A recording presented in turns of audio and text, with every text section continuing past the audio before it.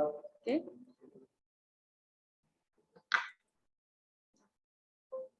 Saya yakin teman-teman semuanya sudah pernah mendapatkan materi perdarahan dan shock. Nah, pada pagi hari menjelang siang hari ini kita sama-sama untuk merefresh kembali apa itu perdarahan dan shock beserta materi-materinya. Silakan untuk teman-teman yang mau menambahkan jika ada yang kurang, memperbaiki jika ada yang salah, silakan dipersilakan. Jadi pada pagi hari ini kita refresh.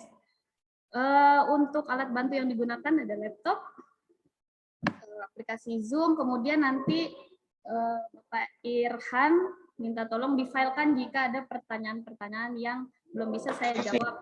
Jadi nanti akan saya diskusikan kepada senior atau rekan-rekan yang lainnya, seperti itu. Oke, bisa dimulai. Kita mulai materinya pada pagi hari ini, perdarahan dan shock.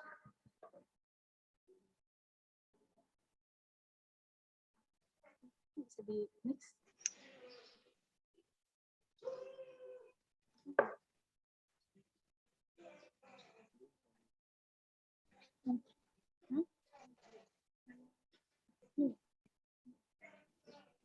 Iya, tadi bisa. Bisa. Sebentar, mohon maaf, ada sedikit kesalahan. Bisa. Bisa. Bisa di mix.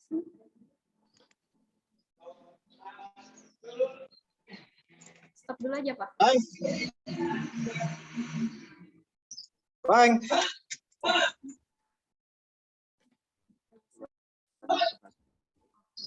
Stop. Sering ya.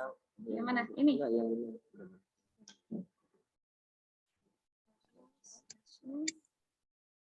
Frank, aja di meeting saya, Frank. Selamat datang, Mas Sigit.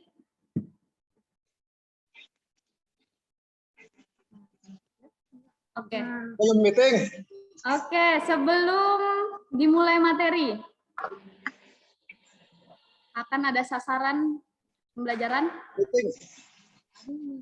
Di meeting. Akan ada sasaran pembelajaran. Yang pertama, menyebutkan dan mempraktekkan 4 cara mengontrol perdarahan luar. Yang kedua, menyebutkan 10 tanda dan gejala shock. Yang ketiga, menyebutkan 5 langkah untuk mengatasi shock perawatan pra rumah sakit. Yang keempat, menyebutkan 3 langkah perawatan pra rumah sakit pada perdarahan dalam. Lanjut. Oke, masuk ke pembuluh darah. Pembuluh darah ada 3. Yang pertama ada arteri, kapiler, dan vena atau pembuluh darah balik. Untuk arteri merupakan pembuluh darah yang mengangkut darah yang kayak oksigen ke seluruh tubuh. Seluruh tubuh ini dimaksud untuk memberikan oksigen ke organ-organ seperti jantung, kemudian ginjal, dan organ-organ penting lainnya. Itu adalah tugas dari pembuluh darah arteri. Kemudian ada kapiler, merupakan pembuluh darah terkecil yang terletak dekat kulit tubuh. Disinilah terjadi pertukaran antara oksigen dan karbon dioksida serta zat-zat lainnya. Kemudian ada vena atau pembuluh darah balik, merupakan pembuluh darah yang membawa kembali ke jantung dan merupakan pembuluh darah yang dilewati darah yang berisi karbon dioksida. Jadi teman-teman ada yang tahu arteri ini pembuluh darahnya itu yang seperti apa? Pembuluh darah besar nih, arteri. Ada yang tahu? Boleh di-unmute yang tahu? Oke. Pembuluh darah arteri ini contohnya seperti di bagian tubuh tuh ada nadi. Jadi yang besar-besar itu pembuluh darah arteri. Kalau kapiler ini dia berada di ujung jari ya, karena merupakan pembuluh darah terkecil seperti itu. Lanjut. Nah, ini ada darah gambarannya. Jadi darah itu terdiri dari sel darah merah, eritrosit, sel darah putih, leukosit, dan kepingan darah trombosit. Ada juga plasma. Jadi contoh darah nih kurang lebih seperti yang ada di gambar ini. Di sini ada sel darah merah, sel darah putih, kemudian ada kepingan darah. Dan yang warna kuning ini plasma. Dia yang bertugas membawa sel-sel darah tersebut. Eritrosit, leukosit, trombosit, ini adalah tugasnya plasma. Pada umumnya jumlah darah orang dewasa dalam tubuh manusia 4 sampai 6 liter. Adapun fungsi darah, yang pertama, transportasi oksigen dan zat makanan ke seluruh tubuh. 2, melawan penyakit. 3, membuang zat sampah atau zat sisa. 4, pembekuan darah. Nah, untuk transportasi oksigen dan zat makanan tersebut ini fungsinya itu ada di arteri, kapiler, dan vena ya, teman-teman. Nah, untuk pembekuan darah ini biasanya fungsinya si trombosit. Untuk apa? Untuk jikalau ada teman-teman yang terluka, kemudian mengeluarkan darah, biasanya trombositlah yang melakukan pembekuan darah. Pembekuan darah tersebut biasanya bekerja 4-7 menit. Iya. 4-7 Di menit. mau panjang. Darah teman-teman itu kalau luka kemudian ditutup itu bisa stop di menit-menit ke-4 sampai 7 menit seperti itu. Oke, lanjut. Baik, untuk materi yang saya bawakan ini referensi dari buku MFR lanjutan ya, teman-teman semua dan rekan-rekan. Jadi jika misal teman-teman sudah ada yang mendapat materi lebih dulu atau mungkin ada perbedaan materi, mungkin berbeda referensi, tetapi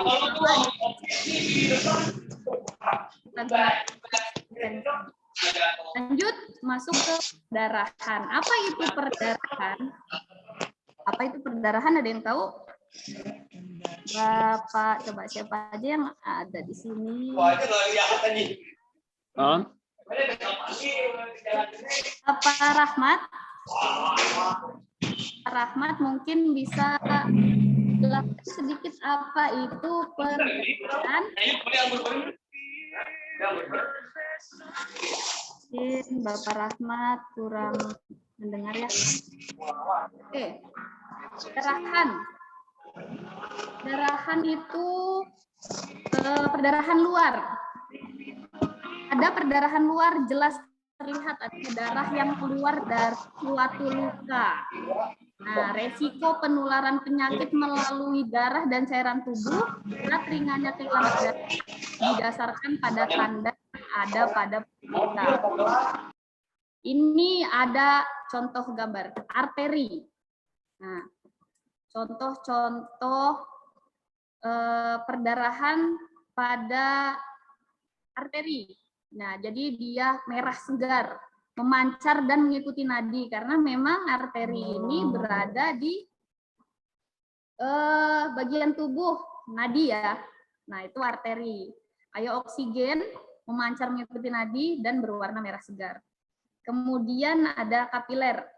Nah, ini yang pembuluh darah terkecil ya, jadi dia keluarnya perlahan kemudian sedikit. Dan ada vena, jadi darah mengalir tidak memancar, berwarna merah tua atau gelap. Oke. Perawatan pra-rumah sakitnya, yang pertama ada tekan langsung. Yang kedua, tinggikan. Yang ketiga, tekan pada titik tekan atau pada nadi terdekat. Dan yang terakhir, tourniquet. Jika kalau tourniquet ini sebenarnya jika diperlukan kalau tourniquet ini. Jadi teman-teman harus tahu indikasi apa yang mengharuskan untuk tourniquet. Seperti itu. Jadi untuk perawatan pra-rumah sakit ini ada tekan langsung, tinggikan, tekan pada titik tekan dan tourniquet yang biasa kita sebut 4T. Ini bukan langkah ya teman-teman. Ini bukan langkah. Jadi bukan yang diharuskan. Diharuskan untuk tekan langsung, kemudian tinggikan, kemudian tekan pada titik tekan, itu tidak semuanya harus dilakukan. Jika luka sudah cukup berhenti, kalau cukup ditinggikan atau ditekan langsung, itu tidak usah lakukan tourniquet. Jika sudah berhenti, jika ditekan pada titik tekan, tidak usah lakukan tourniquet seperti itu. Jelas ya? Jelas semuanya? Ada yang mau ditanyakan sampai di perdarahan luar? Jelas, Wisna. Oke, ada yang mau ditanyakan? Selamat pagi, Bapak Kasyop. Selamat datang di materi perdarahan dan shock. Ada yang mau ditanyakan sampai di perdarahan luar? Lanjut ya. Jika tidak ada yang ditanyakan, nanti saya akan bertanya. Oke, lanjut. Perdarahan dalam. Perdarahan dalam dapat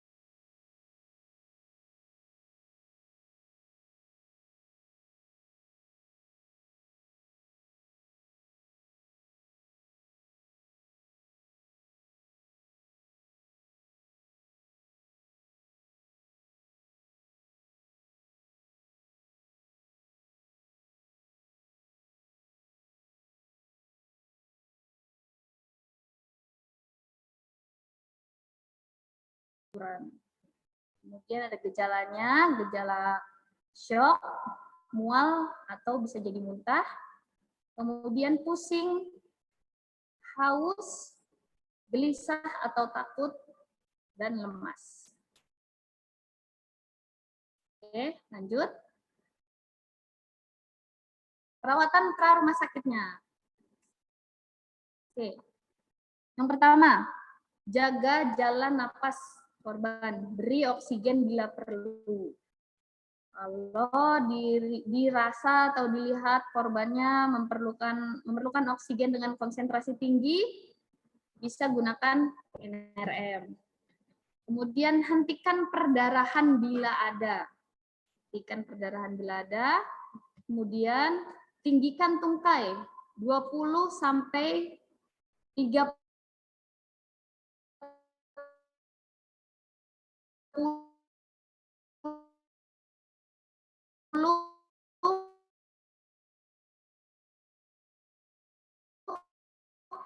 domain. Silakan terlentangkan saja seperti biasa. Yang keempat, jaga suhu pasien senyaman mungkin. Beri selimut dan apapun itu yang membuat suhu pasien nyaman. Jika dia nyaman dengan tidak menggunakan selimut, jangan digunakan. Komunikasi secara baik dengan korban. Kemudian evakuasi penderita ke rumah sakit. Oke, ada yang ditanyakan? Dari shock? Kalau tidak ada yang ditanya, Izin Bu Isna. siap. Dengan siapa? Dengan Bapak Edi Pamungkas. di Edi Selamat pagi, Pamungkas. Bapak Edi. Selamat pagi Bu, Ya, izin Bapak. bertanya mengenai dengan shock ini Bu. Biasanya kan setelah olahraga itu biasanya terasa pusing kalau kita kadang tidak pendinginan. Apakah itu juga termasuk shock? Karena dilihat dari gejala-gejalanya itu, dari tanda-tandanya ya ada pusing, ada mual, haus, gelisah. Apakah itu termasuk shock? Oke, itu Pak Edi pertanyaannya. Apakah termasuk shock pada saat dilihat setelah olahraga, dilihat dari gejala kadang ya. Habis olahraga, bahkan pas olahraga. Jadi kalau olahraga apakah itu termasuk gejala shock? Kalau gejala shocknya mungkin iya, tapi kalau karena shock itu gimana ya? Sebenarnya sama-sama kekurangan sirkulasi oksigen sepertinya di dalam tubuh. Sama-sama kekurangan oksigen. Mungkin kalau dalam olahraga penanganannya bisa hanya dengan tarik nafas dalam-dalam, kemudian dirasakan mengalir ke seluruh tubuh oksigennya. Tapi untuk perawatan pra-rumah sakitnya sepertinya tidak harus dievakuasi ke rumah sakit segera ya Pak Edi ya kalau olahraga. Siap. Saat olahraga itu teman-teman sendiri ya, kalau dirasa mungkin sudah lemas atau sudah pusing, teman-teman bisalah mengkondisikan harusnya seperti apa. Apakah harus minum dulu? Apakah harus istirahat dulu, berhenti dulu? Kalau sampai pusing sepertinya harus cek dulu. Makanya perlu memang sebelum olahraga itu mengecek nadi ya. Mengecek nadi untuk melaksanakan sebelum olahraga tuh nadinya dicek dulu. Biasanya kalau sama perawat di kantor tuh suka ditensi dulu apakah boleh nih melaksanakan olahraga. Jadi kalau dibilang gejala shock tuh sepertinya sama-sama kekurangan oksigen Pak Edi Pamungkas. Jadi yang bisa menangani itu ya yang tahu seperti apa kondisinya tubuh bapak-bapak dan ibu-ibu sekalian adalah bapak-bapak dan ibu-ibu sendiri. Jadi kalau misal sudah dirasa bisa dipaksa, silakan bapak dan ibu paksa. Tapi kalau nanti ujung-ujungnya tepar atau sampai butuh oksigen dalam kadar yang tinggi, itu bisa dievakuasi ke rumah sakit segera seperti itu Pak Edi. Mungkin ada yang mau ditambahkan dari jawaban saya? Kasih mungkin teman-teman ada yang Teman-teman ada yang mau menambahkan lagi untuk kasus olahraga? Jadi memang disarankan untuk sebelum olahraga mengecek nadi terlebih dahulu. Kemudian cek blood pressure ya, atau tekanan darah. Jadi biar tahu nih kondisi tubuhnya siap atau tidak melaksanakan olahraga. Tapi kadang kan kita tetap melaksanakan olahraga walaupun tidurnya malam atau nadinya tinggi dan tekanan darahnya tinggi. Tapi balik lagi yang tahu kondisi tubuhnya rekan-rekan sekalian adalah rekan-rekan sendiri. Jadi rekan-rekanlah yang bisa mengaturnya begitu. Beda lain dengan halnya kasus ini kan tanda dan gejala ini tanda dan gejala shock ini kan disebabkan oleh tadi ya darah keluar dalam jumlah banyak atau kegagalan sirkulasi, membawa oksigen ke seluruh tubuh, kemudian pembesaran pembuluh darah gitu. Jadi kalau olahraga itu bisa diatur lah sama teman-teman, beda dengan penyebab-penyebab yang tadi saya sebutkan. Begitu. Terima kasih Pak Edi, pertanyaannya sangat bagus. Oke, sama-sama Ibu. Terima kasih. Sama-sama Pak Edi. Mungkin ada yang mau ditambahkan? Pak Widiono mungkin mau menambahkan?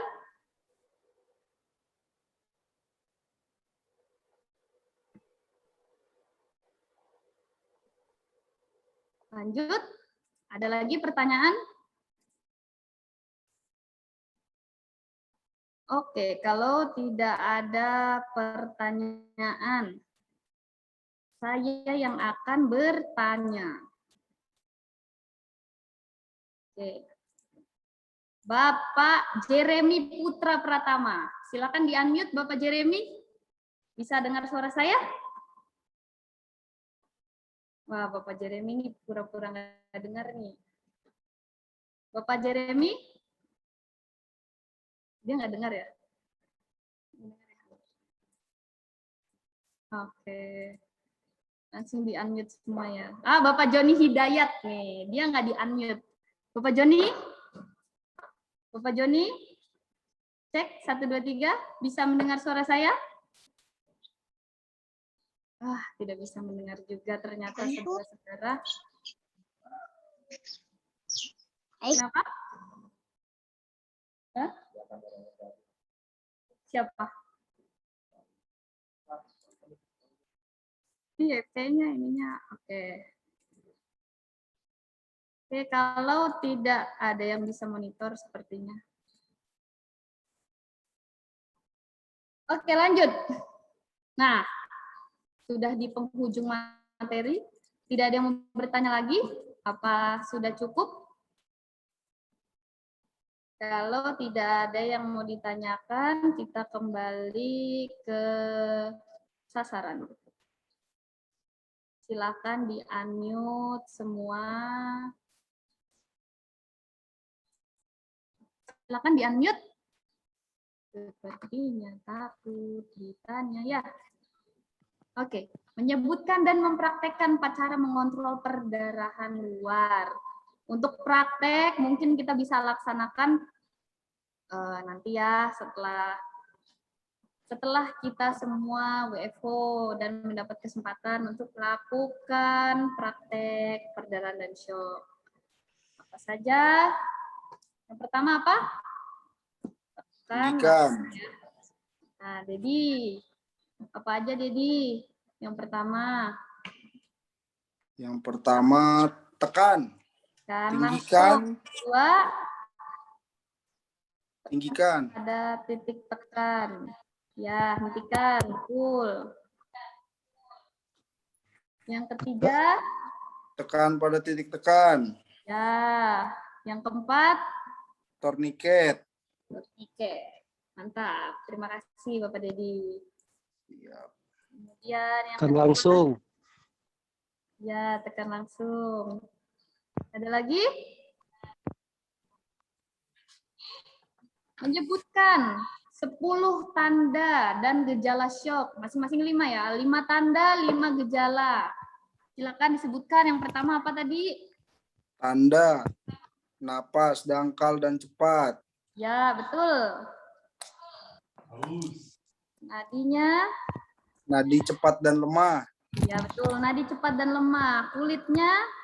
Pucat dan dingin. Ya, ada lagi? Sianosis atau kebiruan pada kulit. Ya, betul. Sianosis ya, kebiruan pada kulit. Lanjut, ada lagi? Penurunan kesadaran. Betul, penurunan kesadaran serta pupil Dilatasi. Untuk gejalanya, Mual dan muntah. mual muntah, Kemudian pusing, lemas. lemas, Kemudian haus, haus, gelisah, gelisah dan ya, takut. gelisah. Gelisah atau takut. Ya. Jadi Pak Edi biasanya kalau habis olahraga suka gelisah ya Pak Edi? Kadang-kadang, Bu. Oh. Kadang-kadang aja.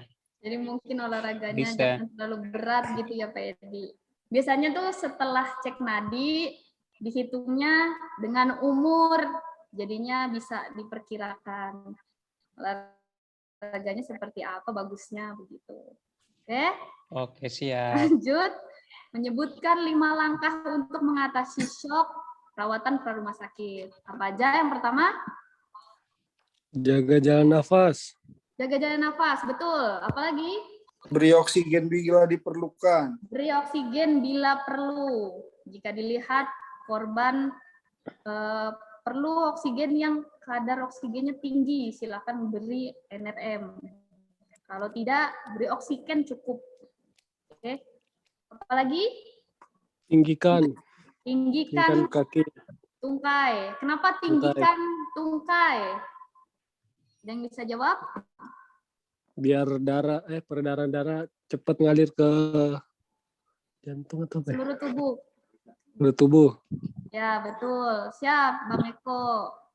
Kita baca sasaran dulu, baru nanti kita lihat pertanyaannya Bapak Eko. Oh, mau nambahin ya, boleh. Kemudian lanjut lagi, apalagi Hamgari? Setelah, betul ya, kenapa diangkat tungkainya untuk mempercepat sirkulasi ke seluruh tubuh. Ada lagi? Hentikan perdarahan bila ada. Hentikan perdarahan bila ada. Hentikan perdarahan dengan cara 4T tadi ya. Dengan cara 4T tadi. Seperti itu. Ada lagi?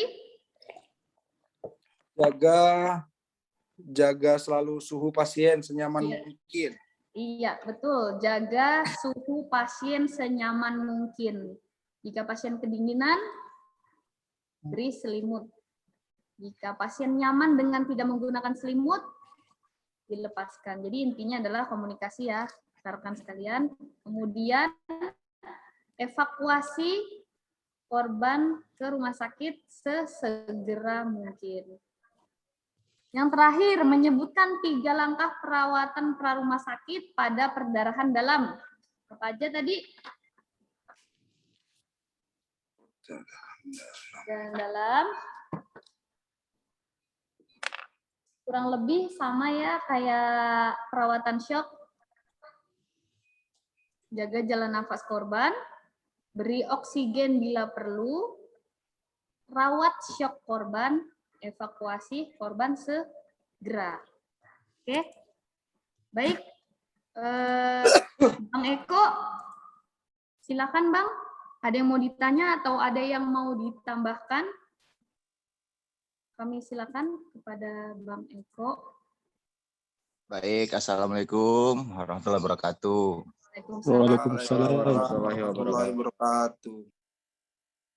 Sedikit mungkin untuk penambahan penjelasan mungkin. Tadi kan ada di slide saya baca adalah pupil dilatasi. Siap. Dijelaskan kembali biar lebih paham sebenarnya. Dilatasi itu apa? Terus pupil dilatasi itu maknanya sebenarnya maksudnya seperti apa. Jadi biar tidak salah pemahaman dari teman-teman. Itu pertama. Kedua, dari shock terus beberapa materi itu kan banyak sekali di akhir-akhir itu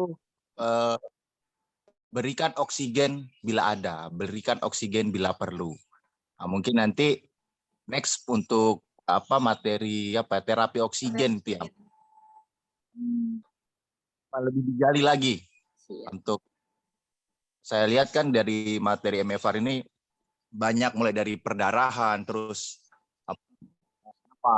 itu kan nanti ujung-ujungnya kita lihat bahwa itu ada terapi oksigen, pemberian oksigen. Nah itu mungkin yang untuk nanti materi terapi oksigen lebih digali lagi seperti rinciannya itu biar lebih mantap nanti. Siap. Terima kasih Bang Eko untuk masukannya. Saya akan sedikit menjelaskan ya tentang pupil dilatasi ya, Bang Eko. Jadi pupil dilatasi yang dimaksud di sini adalah perubahan bentuk normal yang seharusnya dia sebesar ini tadinya mungkin dilatasi itu dia kalau untuk cahaya dia merespon ya, entah dia membesar atau mengecil. Tapi untuk dilatasi shock ini dia perubahan bentuk yang tadinya mungkin sebesar 1 cm kemudian dia membesar atau mengecil. Itu yang saya tangkap untuk pupil dilatasi. Mungkin bisa ditambahkan untuk pupil dilatasi untuk siapa saja yang mengerti. Kalau untuk saya sendiri pupil dilatasi itu perubahan bentuk normal dari biasanya. Jadi yang biasanya dia bulat seperti biasa, dia membesar atau mengecil. Jadi perubahan bentuk normal seperti itu. Untuk terapi oksigen mungkin bisa jadi masukan nanti akan ada materi terapi oksigen. Silakan. Jika mungkin belum ada kesempatan untuk mengisi materi terapi oksigen nanti di lain waktu, insya Allah. Itu. Terima kasih Bang Eko atas masukannya. Oke, Lagi mungkin soal dilatasi. Siap. Mungkin bisa ditambahkan karena yang kami dapat balik lagi ya, kami dapat dari referensi MFR lanjutan mungkin ada yang perlu diperbaiki untuk pupil dilatasi. Seperti itu Bang Eko, terima kasih. Ya gini soal mungkin sama teman-teman sudah sebagian besar paham apa maksudnya pupil dilatasi ini. Cuman bagi teman-teman yang khususnya CPNS mungkin saya lebih mengarah ke situ.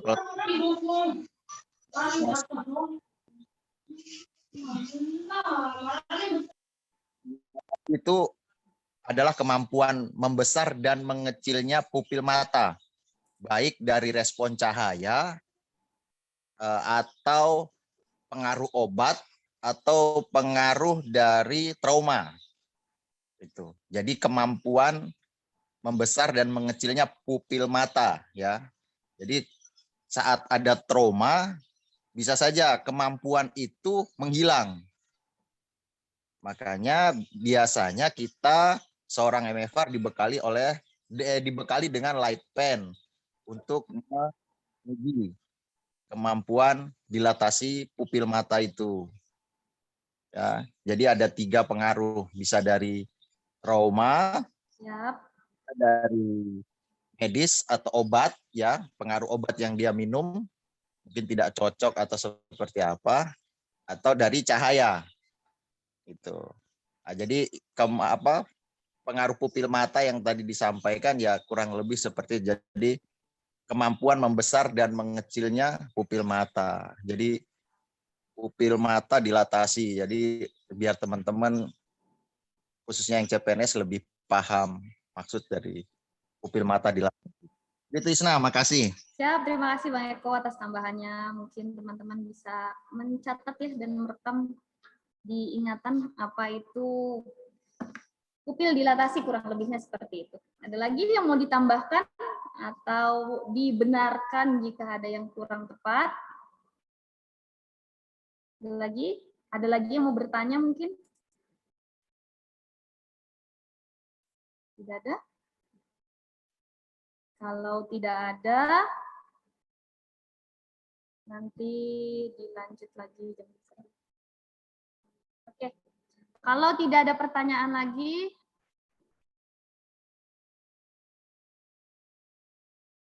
oke, diucapkan terima kasih kepada rekan-rekan sekalian sudah mengikuti Zoom pada pagi hari ini. Nanti akan ada lagi Zoom materi cedera jaringan lunak.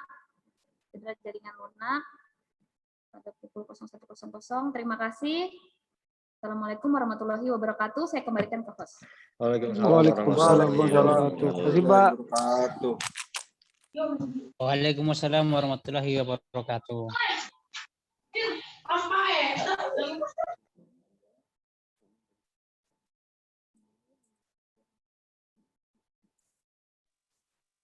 Gitu, pergi lagi.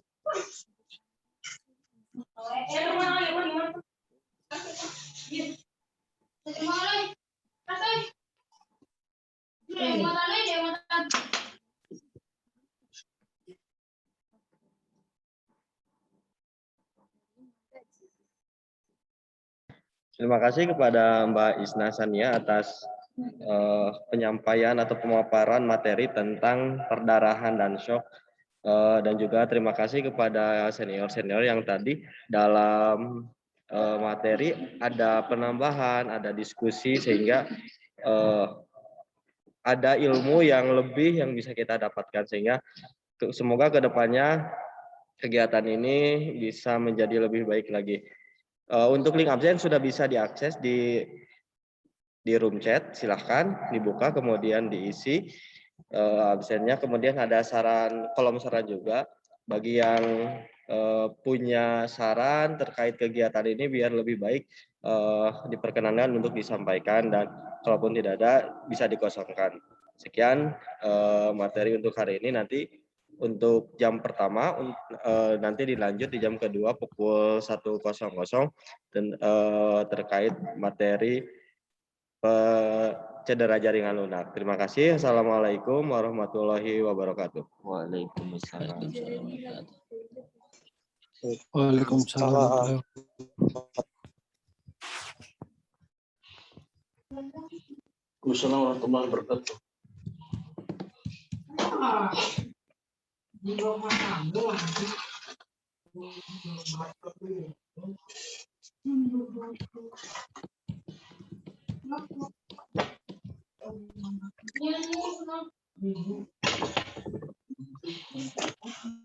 Mana lewat?